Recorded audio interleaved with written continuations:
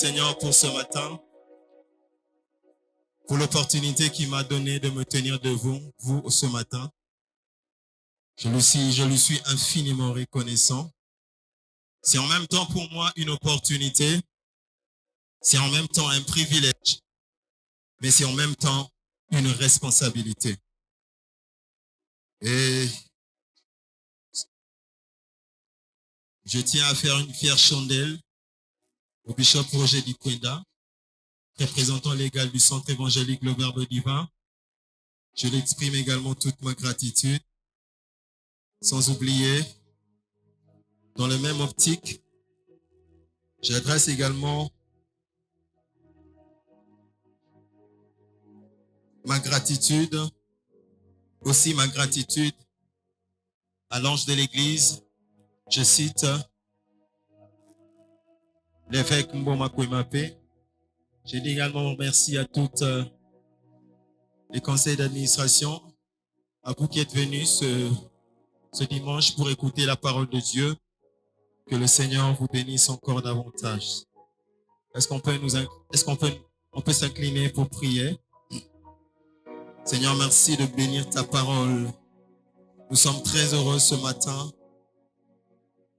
Nous plongeons une fois de plus dans les ministères de ta volonté. Parce que généralement, la volonté d'un homme est contenue dans sa parole. Nous croyons ce matin à travers cette parole, nous allons connaître et saisir ta volonté.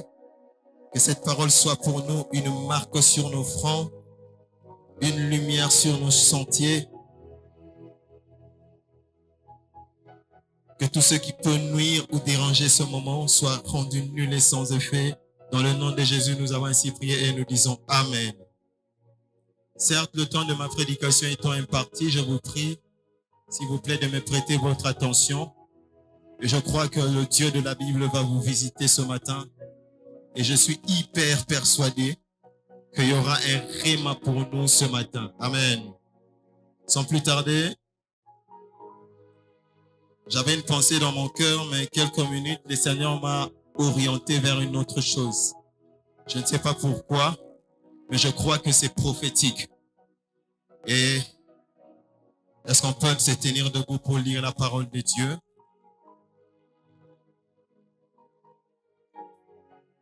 Juge chapitre 6, versets 11 à 14. Juge chapitre 6, le verset 11 à 14. Juge le chapitre 6, le verset 11 à 14. Je lis la parole de Dieu avec respect. La Bible dit ceci, puis vint l'ange de l'Éternel, et s'assit sous les Bérétas au Raphat, qui apportait à Joab de la maison d'Abiézer. Gédéon, son fils, battait du froment au pressoir pour le mettre à l'abri des mendiants. L'ange de l'Éternel lui apparut et lui dit, l'Éternel est avec toi, vaillant héros. Verset 13, Gédéon lui dit, ah mon Seigneur, si l'Éternel était avec nous, pourquoi toutes ces choses nous sont-ils arrivées? Où sont tous ces prodiges que nos pères nous ont rencontrés? Quand ils disent que l'Éternel ne nous a-t-il pas fait monter hors du pays d'Égypte? L'Éternel nous a abandonnés maintenant et il nous livre entre les mains des mendiants.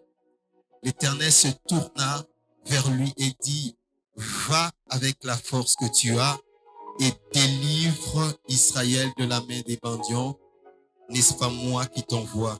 Est-ce qu'on peut dire Amen? Est-ce qu'on peut se rasseoir?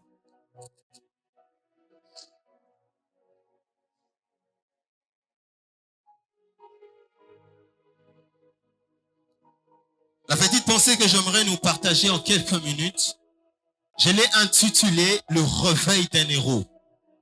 Le réveil d'un héros. Amen. D'ailleurs, c'est à la suite de la prière du peuple que Dieu s'est choisi ce fameux héros. Que Dieu a décidé de choisir un héros pour délivrer.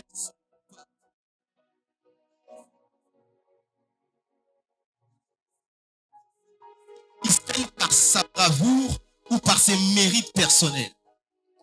Ou encore un héros est une personne qui accomplit des exploits extraordinaires et généralement ces exploits sont mis au service de sa communauté. Un héros, c'est quelqu'un dont l'engagement le conduit au dépassement de soi. C'est-à-dire, il n'est pas là que pour lui, mais il y a un dépassement de soi. Et parfois, cet héros-là donne même sa vie au péril des autres. Lorsque le peuple crie à l'Éternel, l'Éternel réveille un héros. Gédéon est appelé vaillant héros par l'Éternel. Et pourtant, dans le contexte, on voit qu'il est au maximum un héros endormi.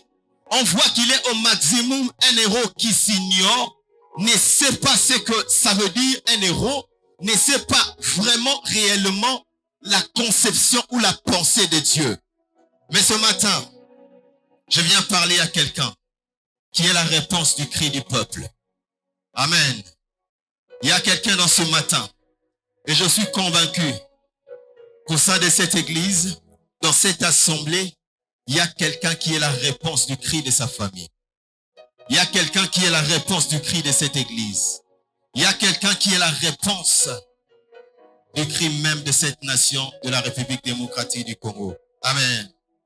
En général, un héros, l'héros lui-même s'ignore. Ne savons pas qu'il est un héros. Alors Dieu vient pour le réveiller et lui dire, réveille-toi, toi qui dors. Alléluia. J'aimerais nous partager quelques pensées ou quelques observations. Première observation, il me semble que Dieu aime trouver des gens déjà occupés à faire quelque chose. Comme si Dieu n'aime pas les fainéants à ne rien faire. Quand je lis la parole de Dieu, j'ai comme l'impression que Dieu aime venir dans la vie des gens qui sont occupés à faire quelque chose pour qu'il les amène dans une autre destinée dont lui-même connaît. Alléluia. La Bible déclare au verset 11, Gédéon fils battait du froment au perchoir. Il était en train de travailler. Azalaki moutoua machine, moutoua foufou. Il battait du froment. Mais Dieu vient dans son activité et change la destinée de Gédéon. Est-ce qu'on peut acclamer pour la parole de Dieu? Frères et sœurs, on n'attend pas Dieu les bras croisés. On attend Dieu dans une activité. On n'attend pas Dieu endormi dans sa chambre. On attend Dieu à faire quelque chose. Y a-t-il des gens dans cette assemblée qui font quelque chose? Y a-t-il des gens qui font déjà quelque chose? Que le Seigneur vous bénisse. J'ai comme l'impression que la visitation de Dieu vient toujours dans le terrain de l'activité de l'homme. Oh my God. Moïse, dans Exode 3, verset 1 à 2. Exode chapitre 3, verset 1 à 2. La Bible dit, Moïse faisait paître le troupeau de son beau-père Jéthro. Et pendant son activité de berger, que la révélation, que la visitation est venue. J'aimerais dire à quelqu'un, pas seulement Moïse, il y a eu aussi cet homme Élisée. Dans 2 Rois, dans 1 Roi chapitre 19, verset 19. La Bible déclare, Élisée, fils de Japhet, était en train de labourer. Mais dès que l'appel est venu, il a bouleversé sa vie. Alléluia. Et lui-même a jeté le manteau pour donner à Élisée. J'en ai vu également dans Luc chapitre 5, verset 4 à 5. La Bible déclare, c'est pendant que Pierre était en train de pécher. Et au même à la fin de son activité, que le Christ est venu l'appeler pour lui dire le suivre. Amen. La Bible déclare encore dans Actes chapitre 9, verset 4 à 5. Pendant que Paul était en plein travail pour aller dans une autre activité, la Bible déclare à l'approche de Damas que Jésus lui est apparu pour l'appeler à le suivre et à suivre ses principes. J'aimerais dire à quelqu'un, c'est dans l'activité qu'on attend la relation. C'est dans l'activité qu'on attend la relation. Alléluia. C'est quand les mains sont occupées à faire quelque chose que Dieu trouve le profil idéal. Il me semble aussi, bien aimé, Dieu aime ceux qui travaillent. Il vient dans leur vie pour les amener dans un autre aspect de vie, pour les faire entrer dans sa destinée. Alléluia. Oh my God. Bien aimé dans le Seigneur, notre Dieu est un spécialiste de changement de destinée. Notre Dieu est un spécialiste de changement de direction. Notre Dieu est un spécialiste de changement d'orientation. Tu voulais faire ça, mais Dieu te dit non, arrête de faire ça, fais ça. Il te change directement. Alléluia. Lui-même connaît la raison. Alléluia. La Bible dit encore dans Jean, chapitre 2, verset 6. Il y avait des vases de pierre qui étaient déjà au travail. Ces vases de pierre étaient réservés pour la purification des Juifs. Mais ces vases de pierre occupaient d'autres choses. Mais Jésus vient pour les occuper aussi à autre chose. Changement de destinée. Frères et sœurs, j'aimerais dire à quelqu'un, si tu es assis en ne faisant rien, tu n'es pas candidat au réveil. Si tu es assise, si tu es assis en ne faisant rien, tu n'es pas candidat au réveil. La plupart des gens vous diront, j'ai travaillé à la banque et à un moment donné, Dieu m'a dit d'arrêter pour m'orienter dans telle chose. Je faisais ça, mais Dieu m'a orienté vers quelque chose. Dieu aime l'activité. Notre Dieu aime l'activité. Est-ce qu'on peut acclamer pour Jésus? Deuxième de choses, Gédéon avait déjà sans le savoir le profil d'un héros. Sans le savoir, il avait déjà ce profil-là d'un héros. Regardez ce texte comme il est magnifique. Dans Juge chapitre 6, versets 12 à 13. Est-ce que vous avez remarqué les détails dans ce... Remarquez un peu ces détails. La Bible dit, l'ange de l'Éternel lui apparut et lui dit, l'Éternel est avec toi, vaillant héros. Regardez la réponse de Gédéon. Gédéon lui dit, ah Seigneur, si l'Éternel est avec moi, si l'Éternel est avec nous plutôt, pourquoi toutes ces choses nous sont-elles arrivées? L'ange ne lui dit pas, si l'Éternel est avec vous. L'ange lui dit plutôt, si l'Éternel est avec toi. Et Gédéon répond à l'ange. Il ne dit pas si l'Éternel est avec moi, mais il dit si l'Éternel est avec nous. Parce que la logique aurait voulu que Gédéon dise à l'Éternel, à l'ange, si l'Éternel est avec moi. Mais Gédéon dit, si l'Éternel est avec nous. Donc, là où l'ange lui parle d'un accompagnement personnel, si l'Éternel est avec vous, si l'Éternel est avec toi, Gédéon dit non, pas comme ça. Il répond d'un accompagnement global, d'un accompagnement collectif. Gédéon voulait dire à Dieu ceci, ça sert à quoi si tu es avec moi, mais si tu n'es pas avec nous tous? Quand je lis ça, je me suis inspiré de notre personne, de notre héros. Un héros exceptionnel. Parce que c'est comme ça que les héros réfléchissent. Je me suis rappelé de Moïse. Moïse dans Exode 33, verset 14 à 15.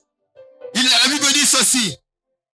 L'Éternel répondit à Moïse, si je marche moi-même avec toi et je te donnerai du repos. Regardez la réponse de Moïse. Moïse dit à l'Éternel, si tu ne marches pas toi-même avec nous, ne nous fais pas partir d'ici. Alléluia. Frères et sœurs, ceux qui aiment l'individualisme, ceux qui pensent à leurs propres intérêts, ceux qui pensent à leur propre vie, bien aimés, Dieu les utilise rarement pour le salut de tous. Dieu les utilise rarement pour le salut de tous. Mais ceux ceux qui voient au-delà d'eux-mêmes les intérêts de tous, ce sont ceux-là que Dieu utilise pour changer un pays. Ce sont ceux-là que Dieu utilise pour changer une église. Ce sont ceux-là que Dieu utilise pour changer une ville. Ce sont ceux-là que Dieu utilise pour changer même une famille. Donne-moi un amen de gloire. Ce n'est pas seulement une question de toi, mais il faut que dans le toi, qu'il y ait l'intérêt de tous. Mais le problème ici, qu'on a souvent dans notre société, ceux qui sont élevés, ou ceux qui sont même au pouvoir, ne pensent qu'à eux-mêmes. Ceux qui ont une certaine influence ne pensent qu'à eux-mêmes. Mais ceux qui sont visités ne pensent qu'à eux-mêmes. Mais je prie le Dieu de la Bible qu'une génération se lève, qui peuvent dire à Dieu, Seigneur, je suis content que ça soit moi, mais je veux que dans le moi, que tout ce monde puisse en bénéficier, parce que je ne pense pas à mes propres intérêts, mais je pense à l'intérêt de la communauté, je pense à l'intérêt de tous, je pense à l'intérêt de la ville, je pense à l'intérêt de la famille, je pense à l'intérêt de ma communauté, je pense aux intérêts de mon département, je pense aux intérêts de l'église corps du Christ. Alléluia. Frères et sœurs, c'est dans la mesure où nous quitterons l'individualisme, c'est dans la mesure où nous quitterons à penser uniquement à nos propres intérêts, c'est dans la mesure où nous quitterons toutes ces choses que nous deviendrons des vrais héros dans nos familles, que nous deviendrons des vrais héros dans nos églises, que nous deviendrons des vrais héros dans nos sociétés. Ce matin, je suis venu réveiller un héros. Je suis venu réveiller une héroïne ce matin. Est-ce qu'un héros peut me donner un amen de gloire? Alléluia. Troisième observation. Dieu en disant à Gédéon, je serai avec toi. Je prends ça dans un autre contexte. C'est que l'Éternel savait que l'objectif principal, c'était de délivrer son peuple. Parce que même le souci de Dieu, le but de Dieu, était justement de sauver son peuple qui était sous l'emprise de Madian. Mais ce que Dieu voulait dire à Gédéon, c'est que même si je vise tous, mais je peux être avec un. Même si je vise tout le monde, mais je peux passer par quelqu'un. Dieu n'a pas besoin d'être avec tous pour atteindre tous. Dieu n'a pas besoin d'atteindre tous, d'être avec tous pour atteindre tous. Dieu a peut-être besoin d'un seul qui a compris les choses. Et à travers lui, il amène le salut pour tous. Alléluia. Est-ce qu'il y a des gens qui ont compris ce matin? Il y a des gens qui ont compris ce matin. Donc la visitation de Dieu ne peut pas commencer quand tout le monde se réjouisse. Ou quand tout le monde sont en pleurs. La visitation de Dieu commence quand l'un de vous a compris les choses de Dieu. C'est à ce moment-là que le miracle est déclenché. Tant que vous n'aurez pas compris les choses de Dieu, il vous sera difficile d'atteindre le niveau du miracle. Alléluia. Alléluia. Par une seule personne, Dieu peut atteindre tout le monde.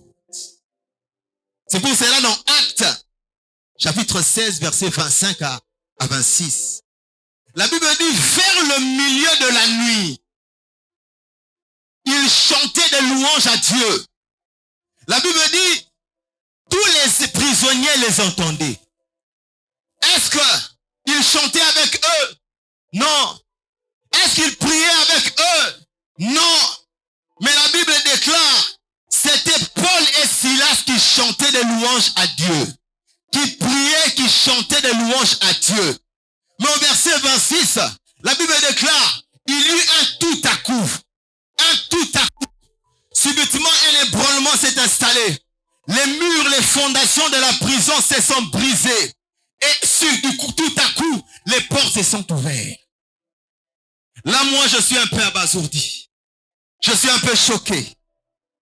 Parce que la Bible déclare, et les liens de tous les prisonniers étaient rompus. Les liens de tous les prisonniers étaient rompus.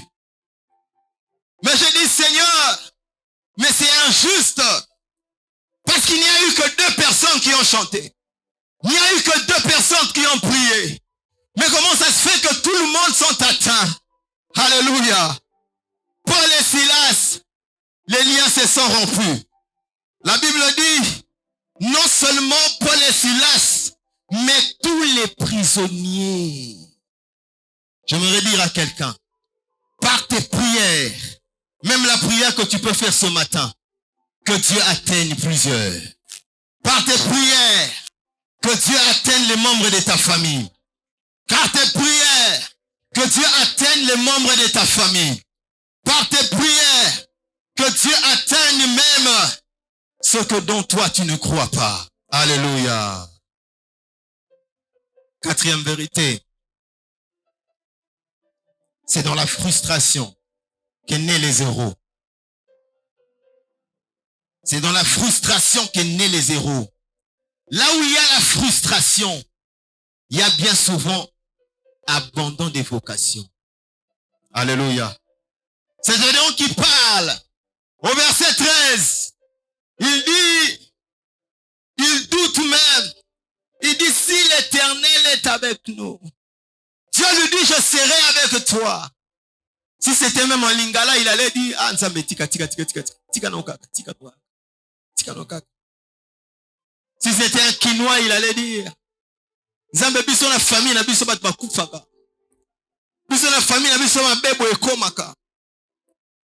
Mais puis ozoye bisanga que yo kozala nanga. Tu seras avec moi. Et Gédéon répond, si l'Éternel était avec nous, pourquoi toutes ces choses nous sont-elles arrivées? Il va plus loin, il dit, Seigneur, où sont tous ces prodiges que nos pères nous ont rencontrés? Où sont tous ces prodiges? Maintenant, Dieu nous abandonne. Maintenant, Dieu nous livre entre les personnes, entre la vie des mendiants. C'est les paroles d'une personne frustrée. C'est les paroles d'une personne qui a mal dans son cœur. Il donne même à Dieu un cours d'histoire pour lui expliquer, Seigneur, pourquoi toutes ces choses. Le Congo dans telle année, nous étions premiers dans ceci. Mais pourquoi toutes ces choses? Il y a une frustration. J'aimerais dire à quelqu'un ce matin, pour te dire, c'est de la frustration qu'est nés les héros. Et la frustration mal gérée conduit à l'abandon. Oh, totika na biso kaka. Na mwana neti makamba famille ezo simba susu te. Na mwana neti makambo na osala simba susu te. On dirait moi la kelima bezali. On dirait moi le romoka mabezali. La frustration mal gérée conduit à l'abandon. Amen. Est-ce qu'on peut acclamer pour la parole de Dieu? Je suis en train de parler à quelqu'un. Prends toutes tes frustrations là. Prends toutes ces frustrations que tu as. Tes mécontentements là. Transforme-les en force pour avancer. Là où il y a la frustration, naît l'héroïsme. Là où il y a la frustration mal gérée, conduit à l'abandon. Amen. 5e vérité, c'est de l'observation et même la comparaison avec la gloire passée qui amène les gens la frustration qui conduit à l'héroïsme. Bien-aimés dans le Seigneur, il y a des gens qui vivent dans le malheur, mais qui ne savent pas que leur situation est mauvaise. Il y a des personnes qui vivent dans des situations compliquées, mais ils acceptent ça. Ils acceptent cette condition de vie. Bien-aimés, ne peuvent changer que ceux que tu tolères. Ceux que tu ne tolères pas. Ne peuvent changer que ceux que tu ne tolères pas. Alléluia. Il y a des changements, il n'y a pas de changement sans frustration. Il n'y a pas de changement sans frustration. Alléluia. Bien-aimé dans le Seigneur, pourquoi ta vie passée est plus glorieuse que ce que tu vis actuellement? Comment c'est que tu as vécu dans le passé est plus meilleur que ce que tu vis maintenant? Comment à la place de l'amélioration, il y a détérioration? C'est cette frustration naissante et grandissante qui amène le réveil d'un héros. Alléluia. Je suis venu dire à quelqu'un, tu dois être fatigué de cette vie. Tu dois être fatigué de cette vie. Alléluia. Dans Actes chapitre 16, la Bible nous dit ceci.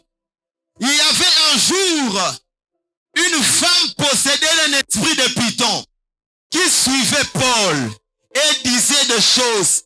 La Bible déclare, je ne sais pas combien de jours elle le disait, mais elle le disait ça fréquemment.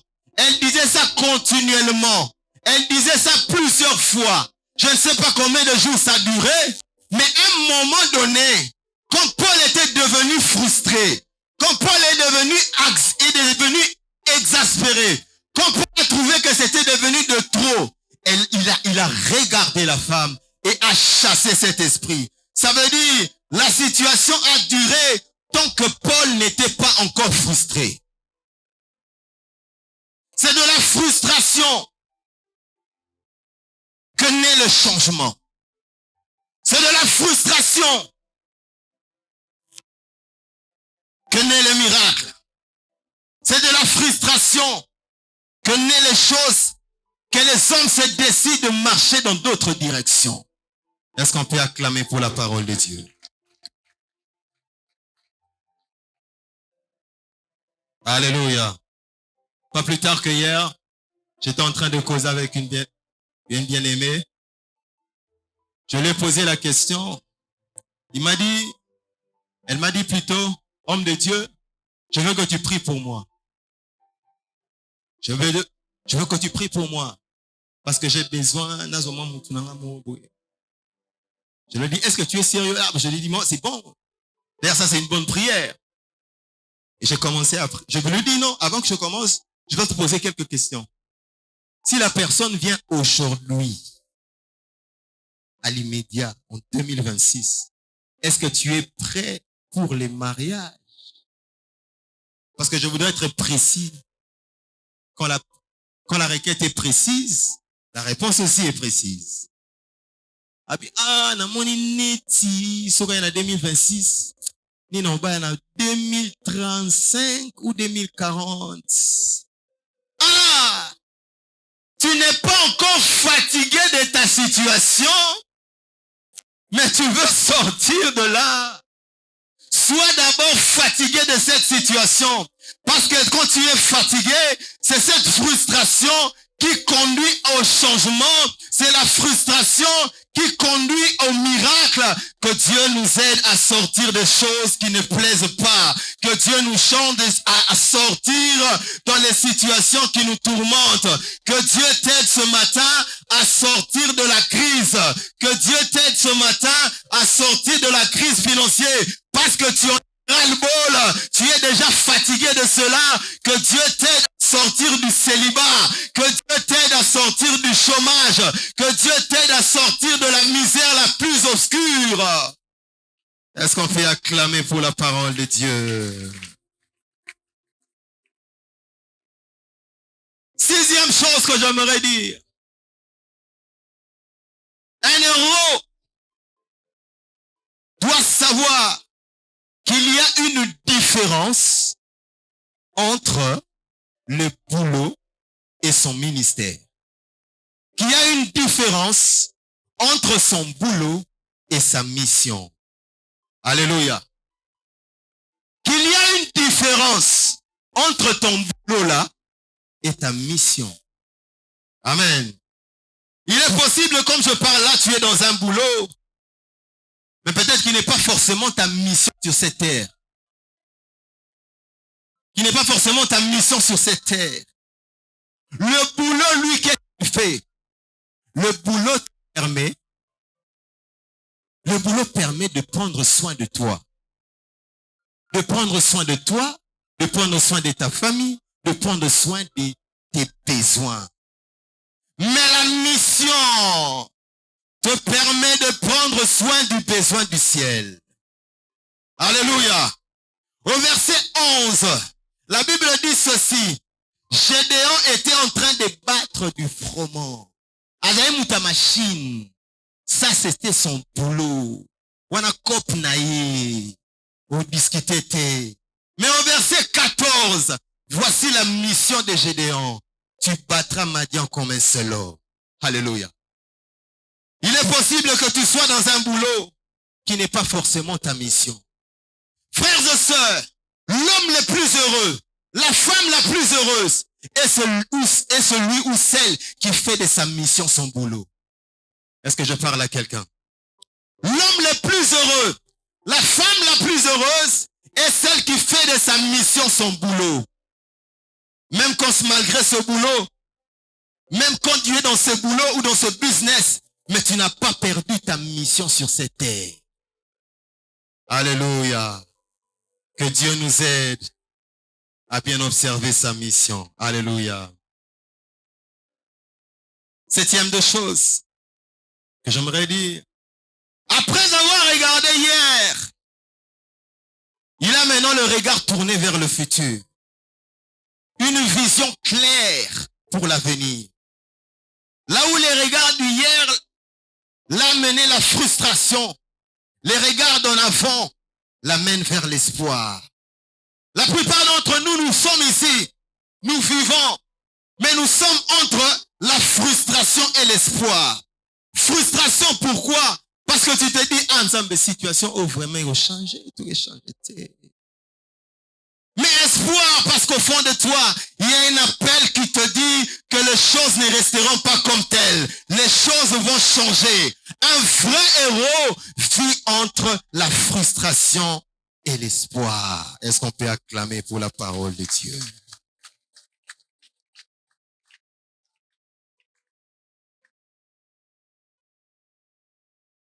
Huitième de choses. Les héros doivent connaître sa force. Un héros doit connaître sa force. Une héroïne doit connaître sa force. Laisse-moi augmenter en intensité. Tu dois connaître ta force. Tu dois connaître ta force. Quelle est la force que tu as? Quelle est la force que tu as? C'est comme si l'Éternel est conscient que Gédéon a une force. Mais Gédéon lui-même est inconscient qu'il a une force.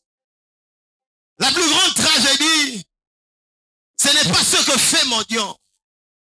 La plus grande tragédie est que Gédéon lui-même n'est pas conscient qu'il a une force. Parce que si il était conscient qu'il a une force, il ne devait pas avoir peur des Madian. Alléluia. Alléluia. La plupart des choses qui te font peur, parce que tu ne sais pas, quelle est la chose qui va te donner l'espoir? Quelle est la chose qui va te donner l'assurance? Mais ce qui doit te donner l'assurance est déjà au fond de toi. Est déjà au-dedans de toi. Est déjà au-dedans de toi. Bien-aimé dans le Seigneur. Mais alors Gédéon pose la question. Il dit, tu m'envoies certes, oui. Mais avec quoi? Avec quoi délivrerai-je ton peuple? Gédéon est en décalage avec Dieu. Il ne sait pas avec quoi il va délivrer son peuple, le peuple de Dieu. Je ne me plains pas Gédéon, parce que Gédéon sait, quand Dieu envoie quelqu'un, sûrement, il lui envoie avec quelque chose. Il lui envoie avec quelque chose. Gédéon dit, avec quoi délivrerai-je ton peuple? Gédéon n'a pas tort. Parce que Gédéon sait qu'avec Moïse, un bâton lui a été donné. Gédéon sait, avec son sang, des cheveux lui ont été donnés. Mais Gédéon se regarde. Il se dit, je n'ai pas de bâton. Je n'ai non plus de cheveux. Il regarde aussi Élisée. Élisée avait son manteau laissé par Élie. Alléluia. Gédéon sait, tout celui que Dieu envoie, il lui donne toujours quelque chose. Un élément de soutien. Mais Gédéon dit, mais avec quelle force? Avec quoi délivrerai-je ton peuple? Mais Dieu explique à Gédéon, Gédéon, tu as mal compris la chose. Ce n'est pas le bâton de Moïse qui a mené le miracle. Ce n'est pas les cheveux de Samson qui donnaient la force. Ce n'est non plus le manteau d'Élisée qui donnait le miracle.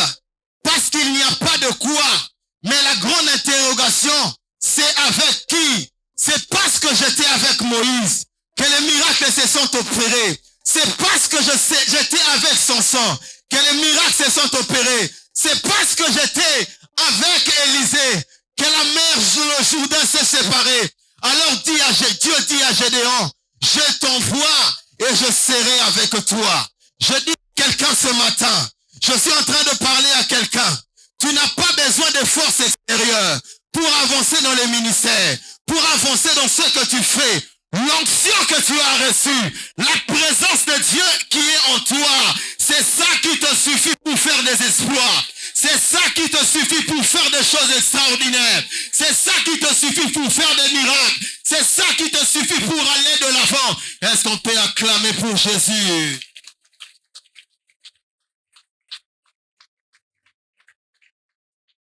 Dieu lui dit, Dieu ne lui donne pas un bâton, ni encore moins de cheveux, ni encore des manteaux. La première chose que Dieu lui donne, Dieu lui dit, vaillant héros. Dieu commence d'abord à lui appeler vaillant héros. Alors qu'il se regarde, il se dit, ah, Nzambe, ma famille n'a vraiment compliqué. D'ailleurs, nous sommes de la petite famille. Notre famille n'est pas influente. La première force dans ce texte, c'est la connaissance de son identité. Tu n'es pas Abraham, mais tu es Abraham. Tu n'es pas Siméon, mais tu es Pierre. Tu n'es pas fils de Zébédée, mais tu es fils de tonnerre. La première chose, la première force d'un héros, c'est la connaissance de son identité. Le monde t'appelle autrement. Toi-même aussi, tu t'appelles autrement. Tes amis aussi t'appellent autrement. Mais je t'annonce une bonne nouvelle. Le ciel t'appelle aussi autrement. Le ciel t'appelle aussi autrement. Le ciel t'appelle aussi autrement. Le ciel t'appelle vaillant héros. Là où les gens t'ont appelé petit. Là où les gens t'ont appelé moins que rien. Là où les gens t'ont diminué. Mais le ciel a reconnu. Il t'appelle vaillant héros. La première force dans ce contexte, c'est la connaissance de son identité. C'est comment Dieu t'appelle. C'est le plus important. Dieu t'appelle comment? Dieu t'appelle femme vaillante. Dieu t'appelle jeune vaillant. Dieu t'appelle maman vaillante. Je t'appelle papa vaillante.